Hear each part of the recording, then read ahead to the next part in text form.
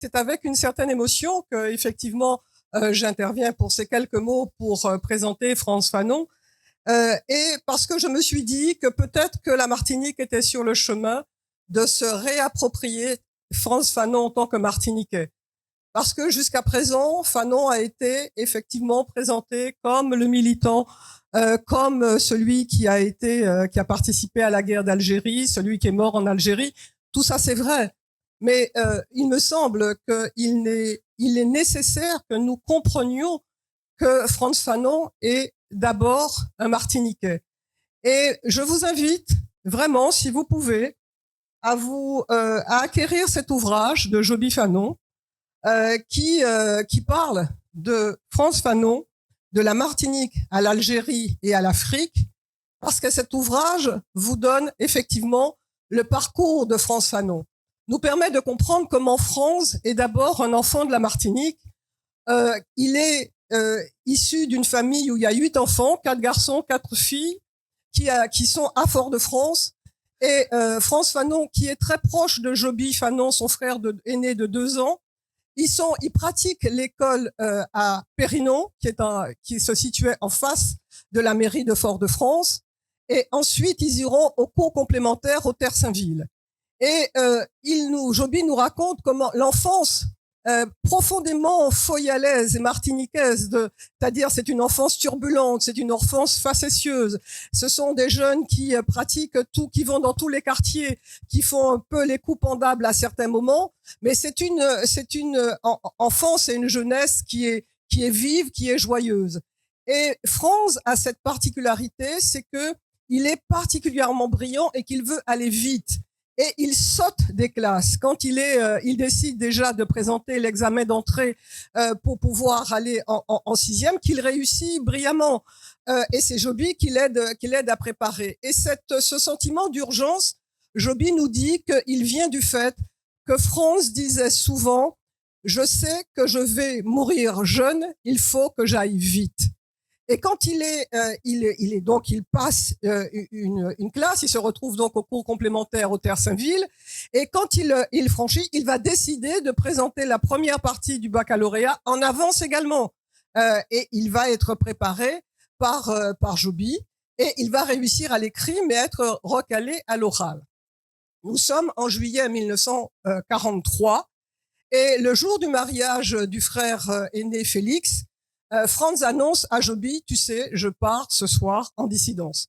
Joby est absolument stupéfait, il ne comprend pas, il lui dit mais c'est une folie. Et Frantz lui dit, je ne suis pas un romantique, je sais ce que je fais. Quand la liberté est en jeu, je me sens concerné, nous sommes tous concernés. Et Frantz part effectivement en dissidence à la Dominique. Il ne va y rester que 2 mois et il sera reconduit à Fort-de-France. Mais pour autant, son désir, sa volonté même d'engagement n'a pas cessé. Et il se trouve que la Martinique, entre-temps, grâce à la révolte du commandant Tourtet, que la Martinique a rallié la France libre, que l'amiral Robert est parti. Et donc, il y a la création de ce qu'on appelle le bataillon antillais numéro 5, qui est basé au lycée Schellcher et qui recrute tous les volontaires. Et Frantz va être volontaire de ce bataillon qui va donc ils vont partir, ils vont prendre le bateau et ils vont arriver d'abord au Maroc et ensuite ils vont participer au débarquement de Provence le 15 août 1944 et ils vont également, et Frantz, ses supérieurs diront que il est un peu rebelle, mais parce que lui, en fait, il ne supporte pas d'être réduit à la soie, à la formation, à l'apprentissage ou dans les bureaux. Il veut être dans les combats. Et Frantz va donc s'engager. Mais avant d'arriver sur le sol hexagonal, sur le sol français, il va être confronté à une première réalité qui va lui permettre de remettre en question un certain nombre de valeurs et d'idées qu'il avait. Il est confronté à la ségrégation dans l'armée française. Parce que le régime qui est fait pour les militaires, qui soient les engagés, qui soient du Maroc, d'Algérie et d'Afrique, n'est absolument pas le même que celui des Antillais et celui des Français de l'Hexagone, parce que les Antillais sont des citoyens français, ce qui n'est pas les autres. Et la discrimination, c'est dans la façon, dans l'uniforme qui sera donné. Il n'est pas le même. La façon d'être logé, c'est pas au même endroit. La façon de se nourrir, la façon de se regrouper. Et là, il reçoit en pleine figure le fait que le pays pour lequel il s'est engagé, parce qu'il considérait que la liberté était en cause, ce pays-là pratique une discrimination. Et il va aussi, quand il va être sur le terrain, parce qu'il va combattre, il est au front, il va être blessé et il va donc devoir être soigné. Et quand la libération arrive, il est aussi confronté au racisme parce qu'il se rend compte que nous sommes dans le sud de la France, que les jeunes femmes françaises blanches préfèrent s'adresser aux blancs ou aux noirs américains et que les Antillais sont mis de côté. Donc là, ça va être encore pour lui une constatation. Et ce qui fait qu'il aura l'occasion d'écrire à sa mère pour lui dire « Je me suis embarqué pour défendre un idéal obsolète. Je me suis trompé. » Et quand il revient, Joby, son frère, dira que c'est un homme qui est plus grave, qui a mûri et qui a compris, donc qui a réalisé un certain nombre de choses. Et donc il va passer son bac, il va partir, il va faire ses études de psychiatre et il sera nommé en Algérie. Et s'il me paraît important de signaler l'exercice de son activité de psychiatre, c'est parce qu'il est confronté immédiatement non seulement à des pratiques complètement obsolètes de la psychiatrie occidentale, mais également à une discrimination entre les patients qui sont les patients français et les patients qui sont les patients algériens. Et il va donc mettre en pratique un certain nombre d'idées novatrices thérapeutiques.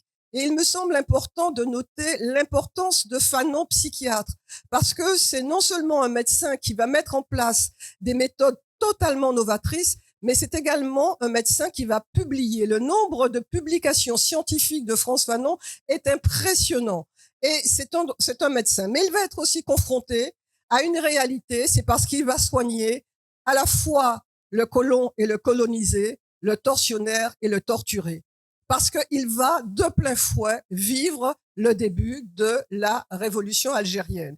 Et petit à petit, cette confrontation au quotidien dans son activité de médecin va l'amener à prendre un engagement. Parce que comme dit Joby, son frère, il dit Fanon, c'est un homme d'acte. Pour lui, il ne suffit pas d'écrire, il faut agir. Et jusqu'au bout, il va aller au bout de ce qu'il considère être la nécessité de s'engager. Et c'est parce que il est confronté à la réalité de la colonisation et de la guerre en Algérie qu'il va prendre parti, qu'il va s'engager aux côtés des combattants algériens et qu'il sera obligé de quitter l'Algérie pour des raisons de sécurité pour s'engager après dans la révolution algérienne avec les responsabilités que l'on connaît. Moi, je vous invite fortement lorsque le film Fanon va sortir, il sort le 2 avril à la Martinique, il commence en Algérie, Frantz Fanon qui arrive en Algérie jusqu'à la fin. Ce film est un film qui nous apprend beaucoup du parcours de Frantz Fanon et des problématiques auxquelles auxquelles il a été confronté. Donc, si je dois en conclusion résumer dire une chose, c'est que d'abord, ne pas oublier tout ce que Frantz Fanon a tiré de son enfance, de son éducation, de sa famille, le rapport au livre, le rapport quand il était chez son oncle à la bibliothèque Schellcher, la formation de l'intellectuel, de l'homme qui est un homme qui est un homme engagé, qui considère que toujours il devra aller jusqu'au bout de l'engagement et que malheureusement il nous a quittés. Il avait raison, il allait mourir très tôt, il a fait vite et il nous a laissé une œuvre immense. Merci.